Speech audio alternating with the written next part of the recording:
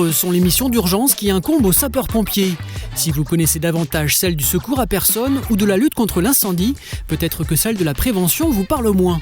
Ce numéro est donc consacré à cette thématique avec un préventionniste au sein des sapeurs-pompiers des Yvelines. Bonjour, je m'appelle Jean-Michel, je suis préventionniste. Je vais vous présenter mon métier. Alors la prévention, c'est quoi? Comment fonctionne-t-elle et qui cela concerne? Jean-Michel vous explique tout ce qu'il faut savoir. Ça fait partie des missions opérationnelles qui incombent aux sapeurs-pompiers. La prévention, c'est prévoir. Donc on doit prévoir les éventuels sinistres ou accidents qui peuvent arriver. Prendre les mesures pour en limiter au maximum les conséquences et prévoir toutes les dispositions qui permettent de faciliter l'intervention des services de secours pour répondre à la demande des personnes. Notre travail, c'est principalement de procéder ou de réaliser des études sur des dossiers qui nous sont transmis par les structures administratives, mairies, services d'urbanisme, DDT, préfecture. Donc on a cette partie-là où c'est du travail de bureau. En fin de compte, on a tous les documents et puis on analyse sur la base des dispositions réglementaires les projets qui nous sont soumis. Et puis d'accompagner également les maîtres d'ouvrage et ensuite de pouvoir conseiller et d'orienter les utilisateurs, les exploitants pour que toutes ces dispositions, une fois qu'elles sont mises en place, elles perdurent dans le temps et qu'on soit sûr qu'il n'y ait pas de souci le jour où toutefois on pourrait être amené à intervenir. En plus de l'expertise d'études, le préventionniste est en charge de réaliser des visites dans les établissements recevant du public. Accompagné par l'exploitant et sur la base de documentation, le préventionniste est en charge, avant leur ouverture au public, de la vérification des installations techniques et de l'entretien des systèmes de sécurité. Puis pendant la période d'exploitation de l'établissement, la commission de sécurité revient tous les 3 à 5 ans pour effectuer des visites périodiques, permettant de vérifier le niveau général de l'établissement en procédant aux essais des équipements de sécurité afin d'accueillir en toute sécurité le public. Le groupement prévention dans lequel travaille Jean-Michel est intégré à la sous-direction préparation opérationnelle. Situé à Trappes, il est composé de 2 services, basés pour l'un à Montigny-le-Bretonneux et l'autre sur Poissy. Le groupement prévention comprend également le service prévention industrielle qui est quant à lui sur Versailles. Ces services sont composés de 28 sapeurs-pompiers, 5 assistantes et un archiviste. Ils travaillent tous en collaboration sur des dossiers de prévention concernant le département des Yvelines. Jean-Michel, réputé pour être expert, a toujours été attiré par la prévention depuis qu'il est rentré dans la profession. Ça faisait partie des métiers qui m'attiraient depuis que je suis sapeur-pompier. J'avais toujours envisagé utiliser toutes les connaissances que j'avais accumulées pour pouvoir faire de la prévention. J'ai découvert la prévention lorsque j'étais à la brigade parce que dans le cadre de ma formation, j'ai pu passer à une unité de valeur en prévention et ça m'avait plu. Donc j'avais toujours envisagé de pouvoir terminer de faire de la prévention. Et pour aller plus loin dans la compréhension de cette spécialité, la prévention est une mission fixée par le Code général des collectivités territoriales, au même titre que les missions de secours à personne ou de lutte contre les incendies. Très encadrées par la réglementation, les effectifs qui composent le groupement prévention font l'objet d'une délibération du conseil d'administration du SDIS des Yvelines. La prévention détient 3 niveaux de spécialisation. Le PRV1 pour les agents de prévention, le PRV2 qui confère aux préventionnistes les prérogatives réglementaires pour représenter le directeur départemental au sein des commissions de sécurité, enfin le PRV3 pour les responsables du groupement et services prévention. Et dans le cadre des études réalisées, les préventionnistes instruisent des dossiers de permis de construire ou de travaux et présentent leur étude en sous-commission départementale de sécurité en vue d'obtention d'un avis favorable. Une fois validé, le dossier est présenté à l'autorité de police administrative que sont les maires et le préfet chargés de délivrer les permis. Le préventionniste doit également réaliser des visites de prévention dans les 3600 établissements recevant du public, faisant l'objet d'un contrôle obligatoire dans les Yvelines. Ces visites sont prévues avec une périodicité propre à chaque activité exercée dans les ERP comme les écoles, les centres commerciaux, les hôpitaux, soit l'ensemble des établissements où le public peut être accueilli. Ainsi, elles permettent de vérifier et contrôler avec l'exploitant que toutes les installations de sécurité et les équipements techniques fonctionnent correctement. Donc, en conclusion, la prévention contre les risques d'incendie n'a pas vocation à empêcher que des incendies surviennent et encore moins de les éteindre, mais d'en minimiser au maximum les pertes humaines. La prévention des incendies, elle a pour vocation qu'en cas de feu, il y ait 0 victime.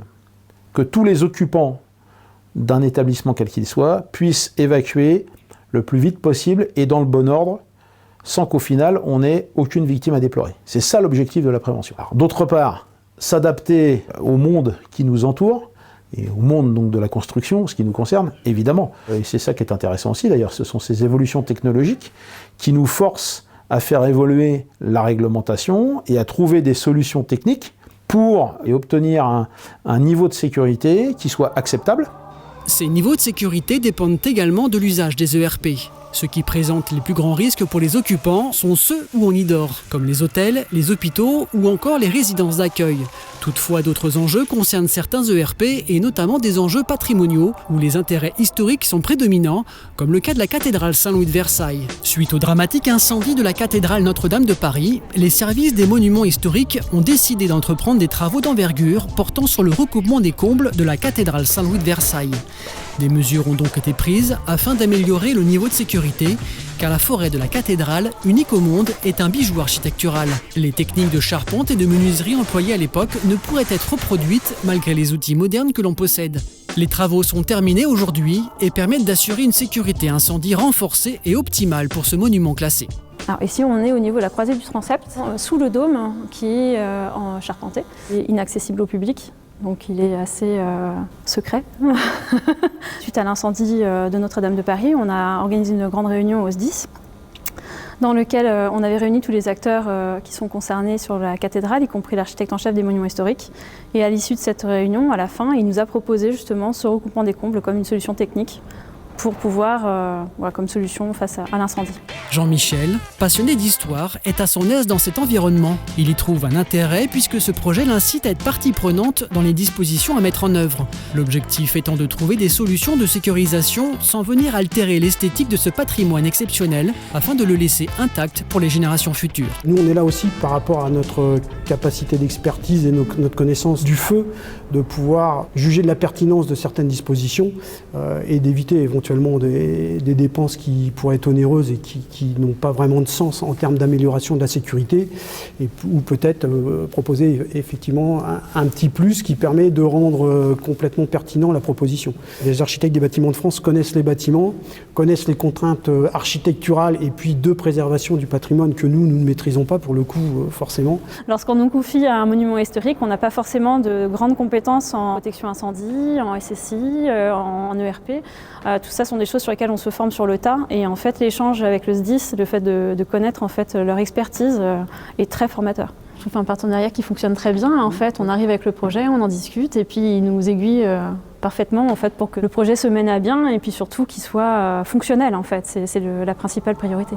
La collaboration avec les bâtiments de France va perdurer avec les sapeurs-pompiers, puisqu'actuellement est à l'étude l'installation d'un nouveau système de sécurité incendie dans la cathédrale. Et seule l'expertise des préventionnistes, et notamment celle de Jean-Michel, va permettre d'en établir le cahier des charges.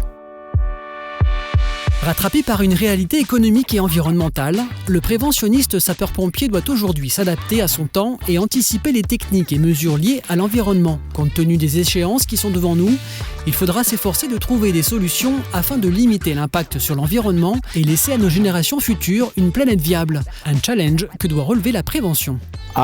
Effectivement, on n'est pas prêt de se passer de la prévention contre les risques d'incendie compte tenu des échéances qui sont devant nous, encore une fois, en termes de préservation de la planète, pour les générations à venir, pour nos enfants. Mais c'est ça qui est enrichissant, c'est qu'il faut qu'on trouve des solutions pour que, néanmoins, le bâtiment, s'il brûle, pour autant qu'on réussisse à mettre les occupants dehors sans n'occasionner aucune victime. Et ça, c'est un enjeu, c'est passionnant. Un bon préventionniste, c'est le préventionniste qui se remet en cause en permanence. C'est-à-dire qu'on ne peut jamais dire c'est bon, je maîtrise, je sais. Il faut toujours se poser la question de savoir si ce qu'on demande est adapté et correct et si ça a un intérêt, si ça répond à une disposition réglementaire. Il faut rester très humble. Humble, c'est peut-être le trait de caractère principal de Jean-Michel. Au vu de la rapide évolution des matériaux biosourcés et des nouvelles méthodes de construction, le préventionniste doit aujourd'hui maîtriser ces nouvelles techniques. D'autant que l'objectif principal est de décarboner les éléments de construction. Donc, des matériaux comme le bois et la paille seront de plus en plus utilisés, mais resteront un défi supplémentaire pour les sapeurs-pompiers. L'idée, c'est de pouvoir coller au maximum à la partie réglementation en s'adaptant et en évaluant le niveau de sécurité pour que on soit toujours sur quelque chose d'équivalent. Donc ça demande une petite gymnastique intellectuelle parfois, mais on y arrive.